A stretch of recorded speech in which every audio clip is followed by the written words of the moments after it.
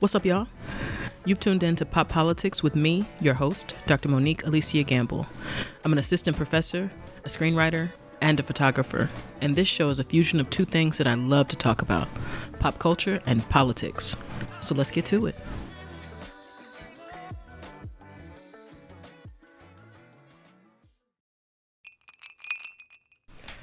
What's up, y'all? Welcome to episode 9 of the Pop Politics Pod. I am coming to you just after the Thanksgiving holiday and ahead of the really big part of the holiday season. And so this episode is really all about how to survive and how to thrive during this family holiday time. But before I go there, I want to talk a little bit about the drink of the week, which is really at this point more of a drink of the day because y'all don't hear from me every week. But it's a Trinidad Sour. I'm obsessed with this cocktail right now. My best friend told me not to spend 20 minutes talking about the cocktail, but whatever. It is 1.5 ounces of Angostura bitters, 1/2 ounce of rye whiskey, 3/4 ounce of lemon juice, and 1 ounce of this syrup that I just discovered when I learned about this cocktail, which I learned about from the Robb Report, really dope luxury magazine. But Orgeat syrup, O-R-G-E-A-T, is an almond flavored syrup that also has orange blossom water or orange flower water in it. It's delicious, smells amazing, and creates really nice body for the cocktail. I'll say that if you get a chance to try this, then do. It's a really sort of complex cocktail, flavors that you don't get a chance to taste very often. If you're going to make it at home, though, be mindful you got 2 good cocktails in 1 bottle. I mentioned that it's 1.5 ounces of bitters. Your bottle only has 4 ounces, so use sparingly, use accordingly. Buy it at a bar, but keep it in your repertoire for cocktails you know how to make. So, cheers to the Trinidad Sour. Cheers to the cocktail of the day. Let's call it that. I mentioned, we are here to discuss how to survive and thrive during this holiday season. Not specifically as a queer person, but as a queer person. Sometimes I feel like our experiences with family and holidays can be extremely fraught. And I know that experience isn't limited to queer folks, but that's my experience. And so I'm definitely going to kind of mention that a little bit. But what brought me here initially is that over the holiday weekend, I watched King Richard and I watched The Harder They Fall. And I have to tell you, so first off, I'm like a week or 2 late on both of the films. Doesn't matter. They're fantastic. Both of them were really enjoyable. Really, really loved them both. I think I will venture to say that Idris Elba's character in The Harder They Fall, I don't know, it's one of my favorite performances of him. I'm not entirely sure why, but I think maybe because it's sort of not overdone, and it's a very kind of subtle performance for me, and I enjoyed that from him. I absolutely love Jonathan Majors as a leading man. There's something about his portrayal of masculinity and vulnerability that I like. There's something that's really refreshing about the way that he carries that. You can't go wrong. You just can't go wrong with Regina King. She's amazing in so many things. We got to see her like grow and become this like mega star and this creator and producer and director of all these wonderful things. And so I'm super proud of her and love watching her do her work. And there's other notable characters and actors. The actor who plays Cuffy, I wish I could remember her name right now, but I absolutely love her. I love her in this role. I love her in this film. And so if you get a chance to watch The Harder They Fall, definitely do that. Enjoyed it very, very much. And then King Richard. When I'm thinking about these two movies, I'm mentioning family and the like really complex family dynamics that apply here. I recognize that since King Richard came out, I did not know that Richard Williams had other children. That ain't my business, but those family dynamics are fraught there as well. But what was beautiful was really to watch, at least in the way that this sort of dramatized film portrayed it. It was really beautiful to watch the love between parents, or the love that parents have for their children, and the belief in them that can really, support and sprout these massive dreams. And then the love shared between sisters that I just absolutely adored. And so that I thought that both of those were interesting family dynamics. I don't want to spoil The Harder They Fall too much, but spoiler alert. I will mention some things about it. Yeah, I'm not gonna spoil it. I'm not gonna spoil the whole thing. I want you to see it. Just know that there are some difficult familial relationships at play here, and so, the ways that we love family and the distance that you have to keep sometimes is what kind of came out of that for me. I watched The Harder They Fall. I watched King Richard, and also Passing is on my list. It's queued up. The Nella Larsen book by Nella Larsen that was turned into a film with Tessa Thompson. I really want to see this one. And so watching the two films and then thinking about Passing really are what kind of inspired this episode. Because in this context of Passing, it made me think about like how queer folks in particular are often passing as straight at these family gatherings, and what that must feel like the difficulty on both sides of that relationship, the difficulty on both sides of that dynamic of passing. I was first introduced to the book by a woman that I consider to be a friend and mentor, Dr. Barbara Baker at Tuskegee University. Dr. Baker is a white woman, remarkable, and she assigned us Passing, which at the time was attached to another of Nella Larsen's books called Quicksand, and I actually don't remember Quicksand as at all, but I remember Passing because it ignited such like robust and rich conversation in class that day.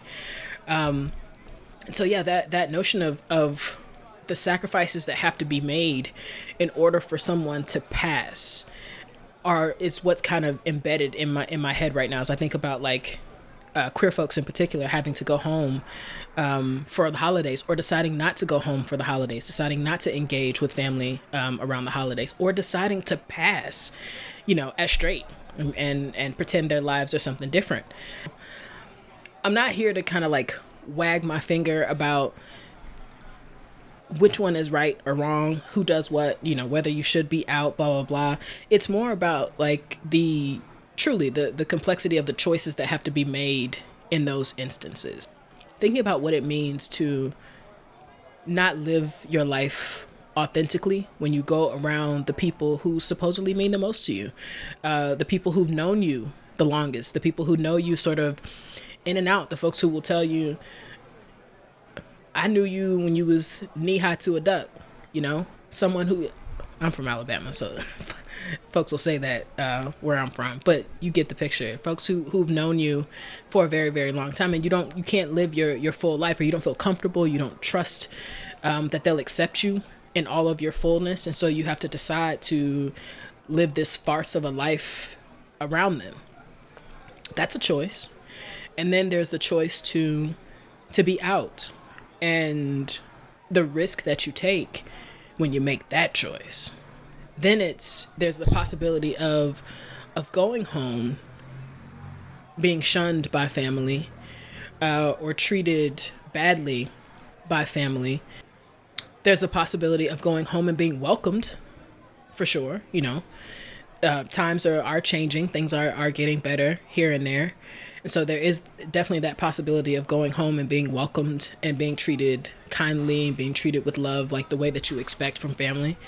And then sometimes you have to make the choice that you can't go because it's not safe for you, so maybe that once you get there, what you will endure is toxic, and you choose not to endure a toxic situation, on the like couple days out of the year that you get off to like really kind of enjoy yourself, really get rest, really sort of rejuvenate. So yeah, I think about how difficult a choice that is to make on both sort of sides or both instances here. Either you hide part of yourself in order to be around people that you care about, or you expose that part of yourself and you leave yourself up to, whatever will come, which could be awful. You could blow the whole shit up just by saying that you're queer and showing up with someone that you care for, a loved one of yours. It's difficult. It's difficult. And the choices and sacrifices that a person has to make, in addressing family or trying to figure out how to deal with family, like people deserve a little grace, y'all. Like those are hard decisions to make. Yeah. Every year around this time on social media, I see the conversation perks up about people sharing guidance and advice about how to navigate those spaces, and what to do, and saying essentially like, if it's a bad situation, if it's toxic, like you don't have to go. If it ends up being toxic, here's something you can do to make it better or whatever. And I appreciate those messages so much because people need that kind of support. And so I'm definitely here to elevate that. I'm not here to say what someone should or should not do. The choice is yours. Your people better than anyone, and know yourself better than anyone. So what it is that you can handle, the limits of what you can handle. So I think more than anything, I wanted to make this episode just about people knowing you have support, knowing that whichever choice you make is the right choice if it's the one for you. If it's the one that is consistent with your needs, your desires, what you feel in your heart, that's the right choice. Go with that one. And so, just want to give people some support in that regard, right? In the 11 years since I've been out to my family, I've had, I've experienced some of these things like firsthand. My experience has really run the gamut of all of the options that I just presented for what it's like to engage with family around holidays or in general. And I've kind of been all over the spectrum in terms of the kinds of sacrifices that I had to make related to spending time with my family. And I'm gonna list them off for you real quick. I wrote them down. So hold up. I described the period when I wasn't out to anybody and everything was cool. This is the big easy. Nobody had no problems. I show up, family is happy to see you. There may be questions about like what's happening, where you are. I don't think anybody ever really asked me who I was dating, just because I don't think that anybody ever really wanted to open that Pandora's box. And since they didn't, I didn't want to either. And so I came home and I enjoyed my family. We had a great time. I left and I came back and lived my life, right? And so this is the period that I'm calling the big easy. And then there was the period where I was out to everybody but my family. And so I may come home and there was still no like queerness when I came home. So there was nobody to kind of engage with on that level. But I had a girlfriend then, like I had a whole, a life. Like I had a whole life, and I had to kind of take these calls and be very kind of strategic about how I'm talking on the phone. People are asking questions like, who you calling baby? Things like that, But they're asking those questions because there's a curiosity and they don't know because I'm not out to family. And so navigating those spaces, that was difficult. This is the example I gave a second ago, like hiding a part of yourself in order to maintain the ease of being at home and being around family. And after that, it was when I was out to everyone, including family, and I was just trying to make people comfortable. I didn't want to kind of trouble the waters. I didn't want to ruffle anybody's feathers. Everybody knows now. The story kind of ran through my family like wildfire. So I knew people knew.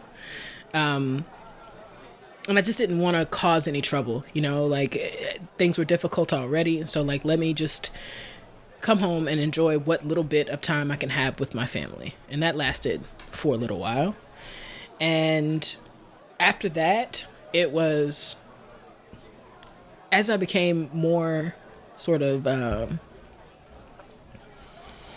unapologetic about who I am, it became harder for me to hide that part of myself.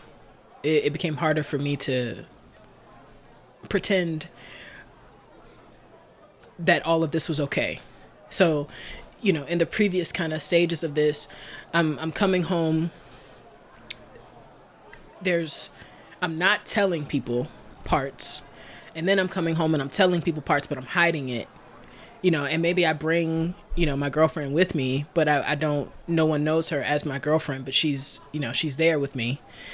'Cause you could do that in college and you can do that in grad school, but it was expected to some degree that you're going to bring home a friend. So I was able to kind of like pass it off like that. And then that just got uncomfortable. Like I didn't want to do that. This is someone that I love. It's a person that I'm, really thinking about spending my life with. And so having these kind of like fake, or they weren't fake relationships, but not all the way above board explanations for who this very special person is in my life just didn't work for me anymore. And so then once I got to that place, and I was no longer willing to kind of concede to other people's comforts, then it got difficult. Then I wasn't really welcome in the home that I grew up in with my girlfriend at the time. And that's tough to hear. I'm an only child. My holidays were the three of us. I'm an only child, and then the side of my family that I was closest to, they're Jehovah's Witnesses, and so we didn't, spend holidays together like that. And so the unit of my mom, my dad, and me was really, really, really important and really like central to who I was. Even to this day, I struggle around Christmas time because I haven't spent Christmas with my parents. We haven't spent Christmas with my parents in a very long time. Not because things are difficult. It's just how timing, kind of works out. But that was hard. It was hard to hear. And, now that I have reconciled my private and public selves, now two of the most important people in my life are distant from me. And that was hard. That was very, very hard to take. But the silver lining of all of this is now I am welcomed home with open arms. My wife and I are welcomed home, enthusiastically welcomed home. My favorite aunt mentioned to me just recently, she's like, your cousin's like, when are y'all coming home again? My aunt, I mentioned to you that my family is Jehovah's Witnesses. And so the way that they have come around in some ways is remarkable. And I'm like really, really grateful that we made it here, because it wasn't assured, So that's what I mean. That's what I'm saying. Like, there were times when, yes, of course, I wanted to be around my family for holidays. I wanted to be around my family for whatever it was, but it wasn't safe for me. And so when I talk about the sacrifices that you have to make, that's what I mean. You know, you want to be there, you love them, but it's not safe. It's not, I can't protect my peace this way. I can't protect my like psyche this way. And I'm not willing to put myself up to the slaughter for family. I'm not willing to do that. I'm not in this way. I'm not willing to do that. And so that created, you know, several years where I made new traditions out of a curiosity and a desire to do that as you know, growing up, being my own person and creating my own family. But also out of necessity because I wasn't welcome. And yeah, you know, I can't stress that enough. That's tough. It's tough to hear that, and it's tough to kind of sit with that and know that those things are true about people you deeply care for. So yeah, it's been a wild ride. It's been a wild ride, and I imagine that for plenty of folks, for queer folks in particular, you know, that coming out process is, you never know what that's going to look like on the other side. I think I've mentioned in a previous podcast episode, one of my favorite holiday movies, just random because it just came out, and it came out last year, and I'm putting it up there because I enjoyed it very much. But Happiest Season, I loved it. I loved it with Dan Levy, my boo, Dan Levy from Schitt's Creek, and Kristen Stewart. I did this the last time too. I don't remember what that sister's name is, but there's this line that he gives her when he says to her, you know, you never know when you come out, you don't know what's on the other side of that, and you can't ever unsay those words. And so once you kind of pull that trigger, there is no going back. And there are lots of risks that are associated with pulling that trigger, but the fact that people still do it lets you know how sincere, how authentic an experience this life is. You know, nobody's doing this just for play. Nobody's doing this just to piss people off. Maybe some people are, but you know, for some of us, this life is real life, and there are real risks and real pains that are attached, and also real triumphs. You know, when I say that it's a wild ride, you know, the last time my wife and I were home, my dad took us out shooting in the backyard. He made like a little wooden target for us to shoot in the backyard. He was so proud of my wife and her target shooting. We helped my mom make cupcakes, and when I tell you, 5 years ago, none of this was possible. It's 2021. 3 years ago, none of this was possible. The first time my wife and I went home for a holiday was Thanksgiving in 2018, and we hadn't spent a holiday with my parents since like 2007, something like that. So it's been a wild ride, you know, but sometimes there is something really beautiful on the other end of it. In that time, I'll share with y'all like some of the things that I've learned, and if you want to call this like guidance or advice or whatever, then you can, or you know, take from it what you will.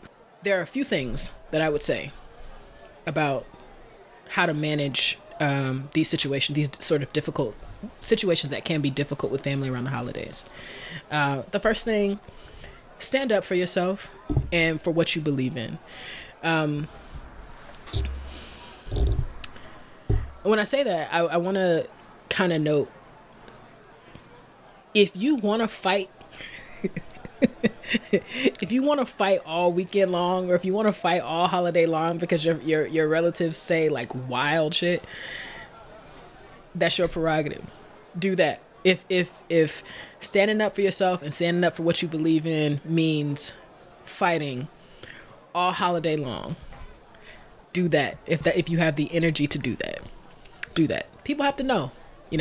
Family members can say some wild stuff, and if you've gone out and you've seen a few things, you've experienced a few things, and those things that you've seen and experienced kind of push up against what it is that folks who haven't seen the things that you've seen or done the things that you've done, and they're saying wild stuff, and differently, and it's on your spirit, it's in your ministry to correct those narratives.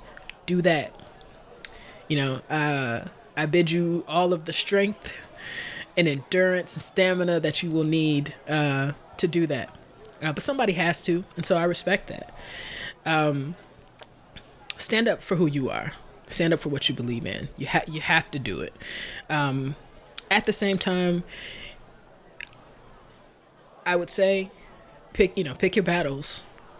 Pick your battles. If you have the endurance to do this all holiday long, go for it. If you don't, pick the ones that really mean something to you. The ones that hit you in your chest, the ones that get you in your gut, and you're like, I can't let this pass. Those are the things to kind of, the hills to die on, if you will. Stand up for yourself and for what you believe in. Establish and protect your boundaries. I'm at the age where everybody's in therapy, which is wonderful. Hopefully we're all going to end up better people when this is over. And if there's nothing that I'm learning, it is establish your boundaries, protect your boundaries. If there are conversations that you are unwilling to have, don't have them. If there are relationships that are not reciprocal relationships and people want more from you than than they are willing to give and than you are willing to give, establish that boundary and stand firm in it. These things can be difficult, but you will walk away and feel better because you established that boundary and because you stuck to it. I think this is also a place that I have experienced. You give over too much and then you walk away feeling like you've done something wrong, or you walk away feeling like you gave up too much. And that's a feeling, for me, it's a feeling I can't stand. And I would rather draw my line and say, I'm not talking about this. I'm not talking about this with you. Than to engage in those kinds of interactions and feel bereft or feel empty or feel icky when it's over. So, whatever your boundary is here, protect that, establish that. Relatedly, protect your peace. What I mean by that is, if you got a wild auntie who talks a lot of shit and she makes you uncomfortable, you don't have to hang out with her. You don't have to hang out with her. You don't have to be at the place that she's at. If she's having the Christmas Eve party and you're like, nah, I'm not going to my dear's Christmas Eve joint so that I can enjoy the rest of my family at the thing that she doesn't come to, do that. And you don't always have to explain either, you can if you want to, and I'm not wagging my finger about that either. You can if you want to explain why you're not going to a thing or why you can't be around a certain person. You can if you want to, but you don't have to, and you don't have to be around that person. If you want to enjoy your time with people, you want to enjoy the space that you're in, and there's a person in that space that makes that difficult, choose how to put up your guard or compartmentalize that person. If that means you're not attending that thing, if that means you're attending that thing and you keep your distance from my dear, do that. It's your choice how you want to manage, and it's your peace that you're protecting. These things aren't petty. You got one life, man. You got one life, and being stressed out at a time when it's supposed to be joyous just isn't worth it. I'm thinking coming off of this holiday weekend, life has been incredibly busy for me over the last several months, and the time that you get to just kind of either do nothing or to spend really wonderful time, joyous time with people you love and people whose company you enjoy. Like, there is nothing better than that. And you don't get that often. Like, life is full of super busy days, super busy weeks. You don't get a lot of time to just like chill out and like be with people you love and enjoy their company. And so, like, don't waste it. Don't waste it on like, folks who don't deserve your energy, or folks who treat your presence like shit. Forget it. You can do better with your time. I know I said I wasn't like giving advice, but it sounds like that's exactly where we're headed. But do with this what you will. And the last thing I'll say in terms of advice is, don't give up if it's worth it. Don't give up on the love of family and the love of family members that's worth it. If you know that relationship, if you know that the love is there, you know that the respect is there. Respect may be the wrong word here, because sometimes people can love you but they don't respect you, and that might be a boundary. That might be a line that you have to cross. You might have to create some space until people can recognize that you got to love and respect me, right? But if you know that if you know that the love is there and the understanding is not, sometimes it's worth it not to write those folks off. This is what I mean about like, drawing the boundary, protecting your peace. I'm not saying not to do that. It's just like, don't give up on folks that love you. Folks that may need time to grapple with the way things are and to understand you, to understand how to treat you. Like, maybe sometimes you got to create that space so people understand how to treat you and how to respect you. And some people are worth the battle that it is to get to that place, to get them to understand, to get them to respect you. And so, but which relationships are worth it. And so those relationships that are worth it, you take the time, take the space that you need, but don't give up on them. Love is at the risk of being really cliche, but like, love is, it's everything. Love is a lot. Love is a lot. I don't know that it's everything. It is necessary, but it is not always sufficient. Like I said a second ago, you can love me and not respect me, and that's not going to work. So love is a lot. Love is important. Love is special. But you determine where that fits for you. But if it is a relationship that's significant, if it is a love that's significant and that's real and that has roots and has its roots kind of in your soul, you love them, don't give up. Maybe you need time, maybe they need time and space, and that's fine.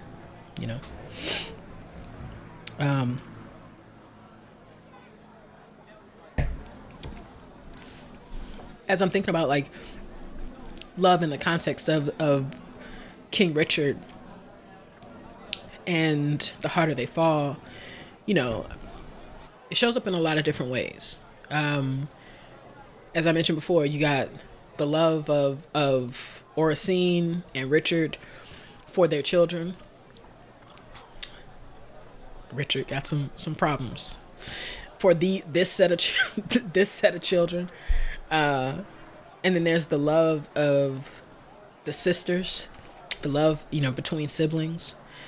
I even think about, from The Harder They Fall, the love between Rufus and Nat, or the love Rufus has for Nat, the clash of feelings that Nat has for Rufus, maybe even the feelings that Rufus has for Papa Buck.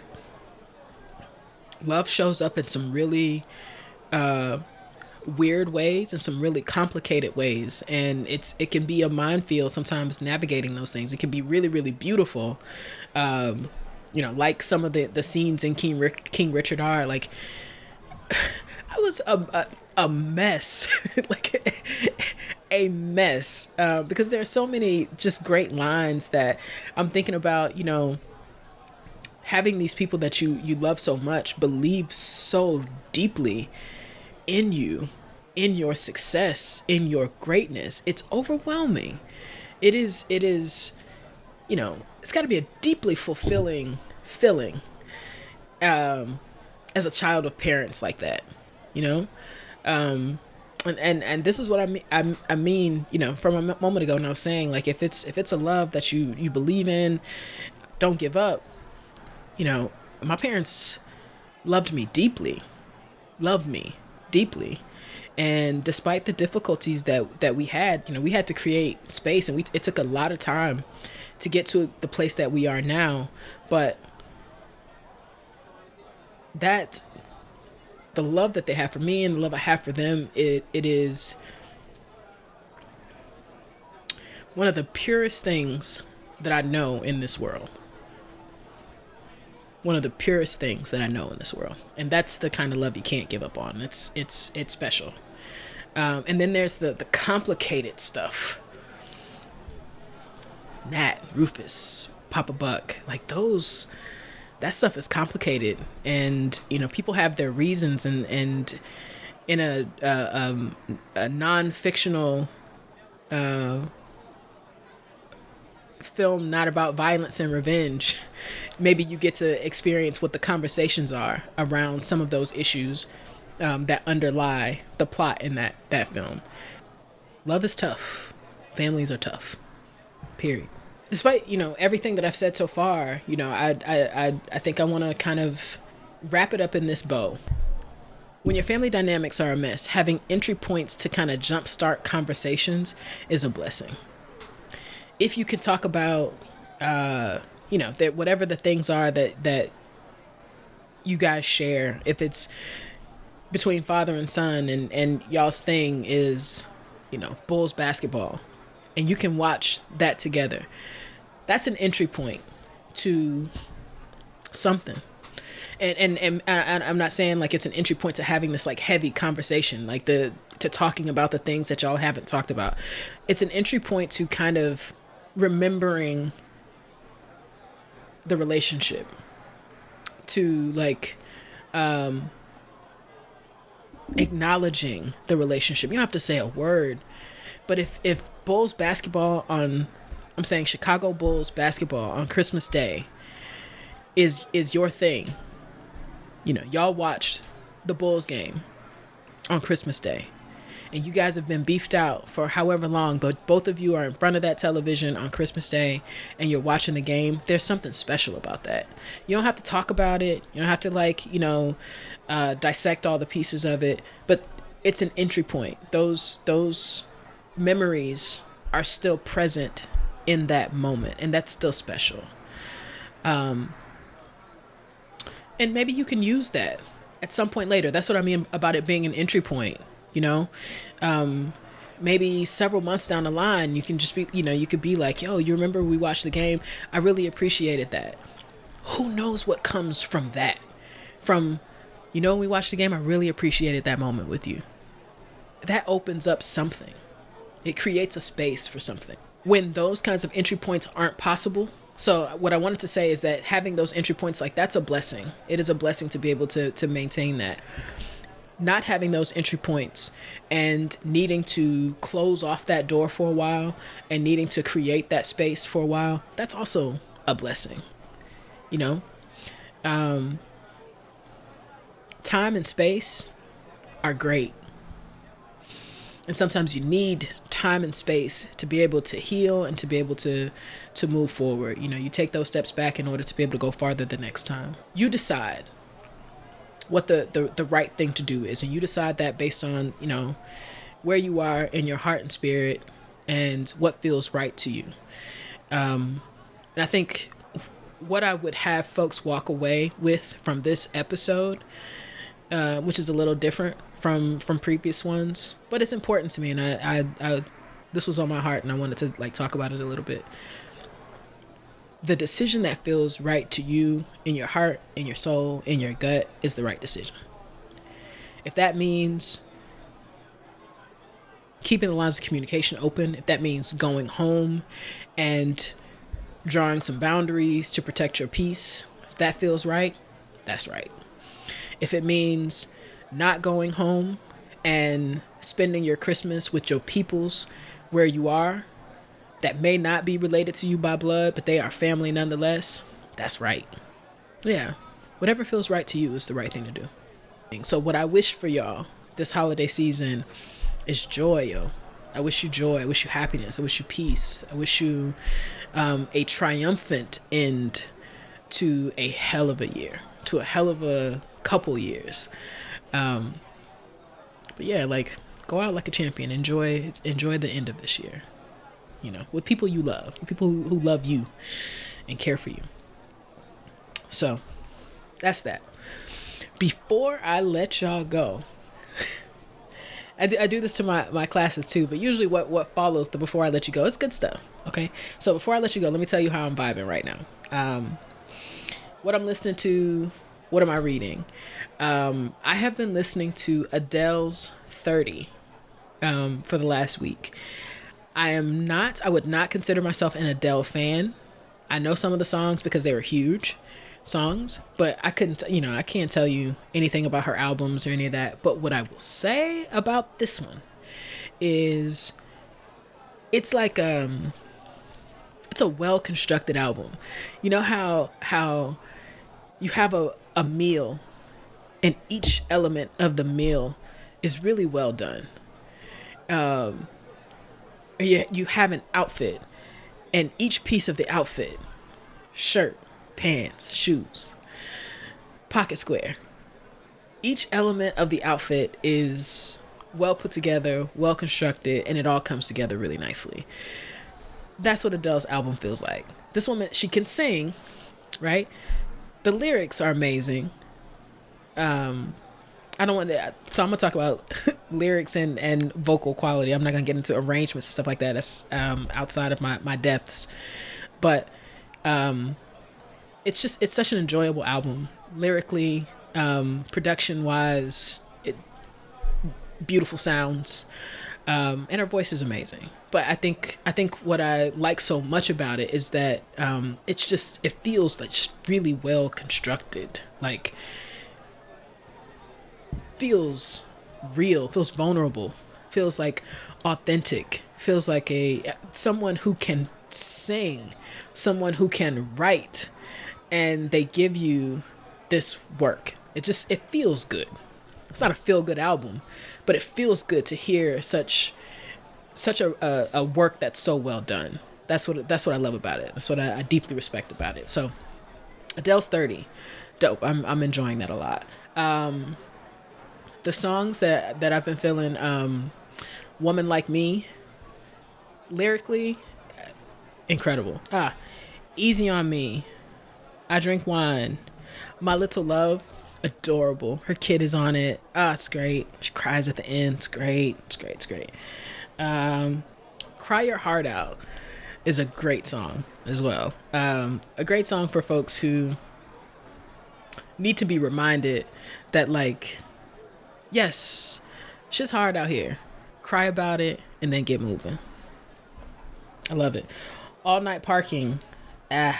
It's an interlude, it sucks because it's so good. And it's an interlude right before you get to my joint, Woman Like Me. Great album. Period. It's a great album. Next up, I've been listening to Michelle Indigeo-Cello's Ventriloquism, which was an album introduced to me by somebody on Twitter a couple of weeks ago. She recorded it in 2018, and it's essentially a bunch of covers of really great songs from the 80s and 90s. I'm going to point out right now that Don't Disturb This Groove by The System, like, chef's kiss. Chef's kiss. But so many of the tracks on that album are great. Another well-constructed, but Indigeo-Cello is dope anyway. And her smooth delivery of a song is she's in our own lane. And so check that out too. Ventriloquism, 2018 album. I'll link to it in the show notes so y'all, in case y'all forget. So that's what I'm listening to. What I'm reading right now, it's also what I'm listening to because they're audiobooks. I just finished Oprah's The Path Made Forward, which was really great. You know, for folks like me, you know, we're in our careers thinking about what's the next thing, you know. You got questions about whether or not you're doing it right, what's ahead, did you make the right decisions, so on and so forth. Just great discussions about those kinds of topics. And it's not all Oprah. It's really Oprah talking with other people. She highlights other people's responses to these kinds of questions. And there's just a nice diversity of experience and opinions that are there to provide insight. And so I really enjoyed it. It's a short book, but really, really good. I find myself going back to it. I have found myself going back to it multiple times after I finished it. So definitely a keeper. That one is too. And what else am I reading? Children of Blood and Bone by, what's her name? Tomi Adeyemi. This is book 1, The Orishas. I'm enjoying this. This is a book of like Afrofuturism, very similar to Octavia Butler's. Similar to Octavia Butler's work in that there's a supernatural element to it. This is Children of Blood and Bone is different in that it is definitely African based. Nnedi Okorafor would definitely call this African futurism as opposed to Afrofuturism. She makes that distinction. I'll let y'all deal with that because this episode is not about that. But very, very interesting so far. Yeah, I'm enjoying it. So far. The other thing is Parable of the Sower. And so by Octavia Butler. I'm in like the first couple of chapters there. And it is...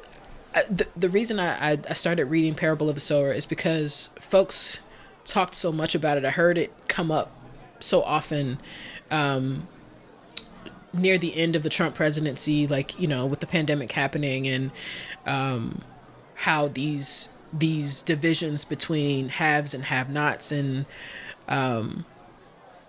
are becoming so... We're so acutely aware of them.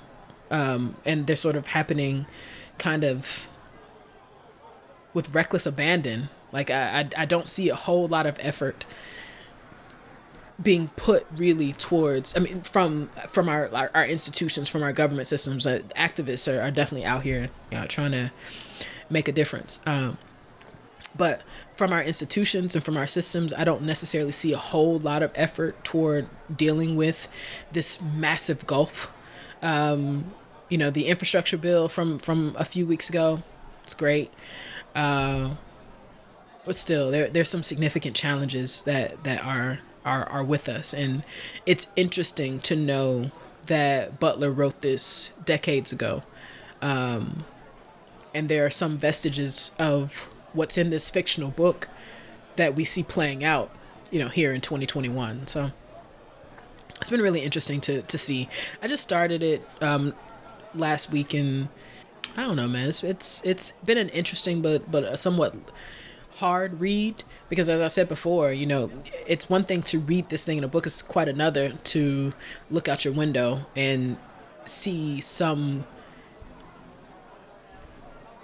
that looks like what she's describing, and what she's describing is awful. So yeah, that's that. But interesting. I'm enjoying it so far. It's tough, man. It's tough, but I'm enjoying it so far.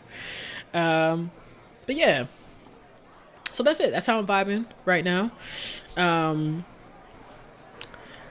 Again, I will link to all of these things in the show notes, so you can check out the albums that I mentioned and the books that I reference. I'll put those in there too, and I'll put a link to the famed Trinidad Sour. I'll put that in the show notes as well. So, you know, that's it for now. Y'all enjoy your holiday time. Be safe out there. Protect your peace, protect your boundaries. Don't give up if it's worth it. We'll see y'all next time. Cheers.